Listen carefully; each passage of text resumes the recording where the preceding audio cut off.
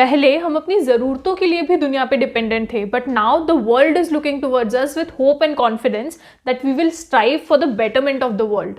ये फर्क है पुराने भारत में और आज के भारत में। साल 2023 हमारे देश के लिए काफ़ी इवेंटफुल रहा है, चाहे वो सक्सेसफुल G20 की प्रेसिडेंसी हो, एशियन गेम्स में हमारा रिकॉर्ड तोड़ परफॉर्मेंस हो या क्रिकेट वर्ल्ड कप में हुई हार्ट ब्रेकिंग लॉस। इन अप्स एंड डाउन्स के बीच 2023 भी खत्म हो गया है।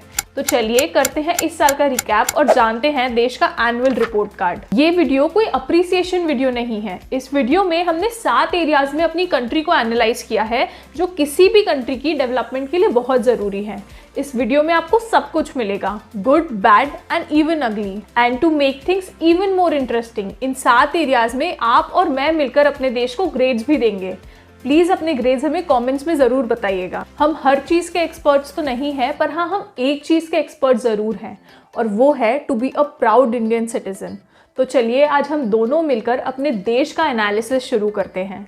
वीडियो में आगे बढ़ने से पहले I have a favour to ask you. More than 80% viewers जो हमारे वीडियोस देख रहे हैं उन्होंने हमारे चैनल को सब्सक्राइब नहीं किया हुआ है। प्लीज़ हमारे चैनल को सब्सक्राइब कर दीजिए, ये एकदम फ्री है। आपका सिर्फ 1 सेकंड लगेगा, पर इससे हमारी बहुत मदद होगी। Thank you. Back to the video. Number 1, public health. हम सब जानते हैं कि चाइना को पीछे छोड़कर अप्रैल में India world's most populated country बन गया and more than 65% of our population is below the age of 35। और इसीलिए हमें लगता है कि इंडिया तो हमेशा जवान रहने वाला है, but the reality is far from this. सच तो ये है कि पिछले कुछ सालों में इंडिया की फर्टिलिटी रेट रैपिडली डिक्लाइन हुई है और लाइफस्टाइल डिसीजेस जैसे PCOD, PCOS, थायराइड बहुत कॉमन हो गए हैं। इंडियंस की लाइफ एक्सपेक्टेंसी भी सिर्फ 70 साल है, जो बाकी देशों के कंपैरिजन में काफ़ी कम है। Maternity deaths and infant deaths का परसेंटेज भी बहुत ज़्यादा है and India is known as heart disease capital and diabetes capital of the world. Sanjeev Sanyal जैसे एक्सपर्ट्स की माने तो इंडिया के पास 25 स्वीट ईयर्स हैं और उसके बाद we will be in the biggest health crisis. और ऐसे में भी इंडिया अपनी GDP का सिर्फ 2% पब्लिक हेल्थ में खर्च करती है। हाँ, कुछ स्कीम ज़रूर शुरू हुई हैं जैसे आयुष्मान भारत, जिससे गरीबों को फ़ायदा हुआ है, पर हमें ये समझना होगा कि जब हमारे लोग हेल्दी होंगे तभी वो प्रोडक्टिविटी के साथ काम कर पाएंगे और देश की ग्रोथ में अपना कंट्रीब्यूशन दे पाएंगे। इन सब रीजंस को कंसिडर करते हुए पब्लिक हेल्थ में इंडिया को B ग्रेड मिलता है। आप क्या ग्रेडिंग देना चाहेंगे हमें कमेंट्स में ज़रूर बताएं। कंट्री ग्रो कर रही है ये तो हम सब न्यूज़ में देखते और सुनते हैं, पर हम एक्चुअली में कहाँ स्टैंड करते हैं ये रियलिटी चेक भी बहुत ज़रूरी है। अगर आपको वीडियो का कॉन्सेप्ट अच्छा लगा है तो प्लीज़ वीडियो को लाइक कीजिए और इसे अपने व्हाट्सएप ग्रुप्स पे शेयर कीजिए। Number 2, tourism. किसी भी कंट्री के लिए टूरिज्म एक सेल्फ प्राइड का मैटर होता है, क्योंकि वो इकोनॉमिक ग्रोथ के साथ साथ सेफ्टी और दुनिया में बढ़ती पॉपुलैरिटी को दिखाता है। इंडिया ने इस बार जम्मू एंड कश्मीर में G20 डेलीगेट्स की मीटिंग होस्ट करके दुनिया को क्लियर सेफ्टी का मैसेज दिया है और इसी का नतीजा है कि इस साल जम्मू एंड कश्मीर में 2 करोड़ से ज़्यादा टूरिस्ट आए। एक स्टेट जो टेररिज्म के लिए जाना जाता था वो दुनिया भर में अपनी सुंदरता के लिए फेमस हो गया है। इंडिया में इस बार फॉरेन टूरिस्ट 200% ज़्यादा आए हैं। टूरिज्म इंडस्ट्री बूम पर है, अब चाहे वो अयोध्या जैसी रिलीजियस जगह हो या गोवा जैसी बीच डेस्टिनेशन, और इसीलिए टूरिज्म के मामले में इंडिया A ग्रेड डिजर्व करता है।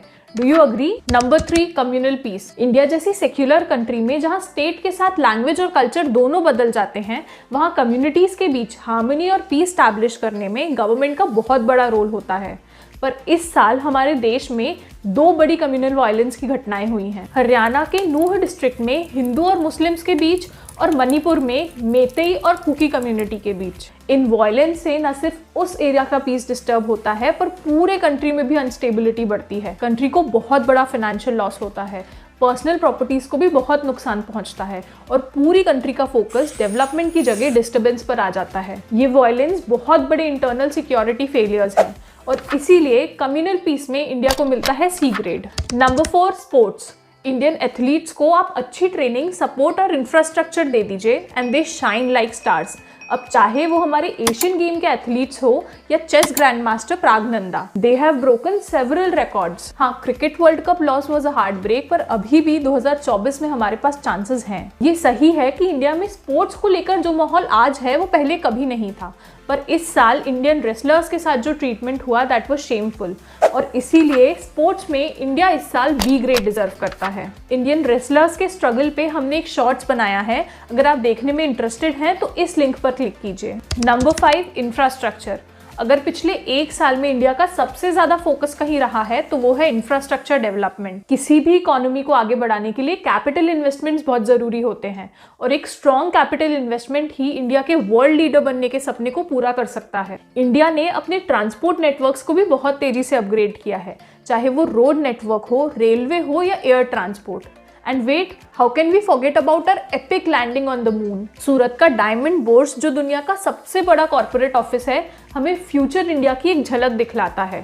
इंडिया ने अपना कैपिटल एक्सपेंडिचर 33% बढ़ाया है, पर अभी हम सिर्फ अपने हार्ड इंफ्रास्ट्रक्चर पर ध्यान दे रहे हैं, जैसे रोड्स, रेलवे नेटवर्क्स और स्पेस के बड़े मिशन। अब हमें सॉफ्ट इंफ्रास्ट्रक्चर पर भी ध्यान देना होगा, जैसे पब्लिक हेल्थ। पर इस एक्सेप्शनल ग्रोथ के लिए इंडिया ए ग्रेड तो डिजर्व करता है ना। Number 6, defence. एक समय था जब डिफेंस से रिलेटेड हर छोटा बड़ा मटेरियल हम बाहर से इंपोर्ट करते थे, जरूरत थी हमारी, क्या करें, हमें पड़ोसी ही ऐसे मिले हैं। पर अब इंडिया ने डिफेंस इक्विपमेंट्स को भी यही मैन्युफैक्चर करना शुरू कर दिया है, and this year we have placed highest order with Indian companies like HAL and Bharat electronics. इससे इन कंपनीज के साथ साथ हमारे देश को भी इकोनॉमिक फायदा हुआ है। हमारे foreign reserves all time high पर हैं। इसी के साथ we have one of the most powerful armies in the world, और इसीलिए डिफेंस में तो इंडिया ए डिजर्व करता है। Number 7, economic growth. इंडिया दुनिया की 5th लार्जेस्ट इकोनॉमी है। मेक इन इंडिया और अच्छे इकोनॉमिक डिसीजंस के कारण हमारे फॉरेन रिजर्व्स भी ऑल टाइम हाई पर हैं। हमारा नेक्स्ट टारगेट है 2047 तक 3rd बिगेस्ट इकोनॉमी बनना, and we should get ready because India's economy is entering into its best phase। और इन इकोनॉमिक डेवलपमेंट्स के कारण इकोनॉमिक ग्रोथ में इंडिया को ए ग्रेड मिलता है।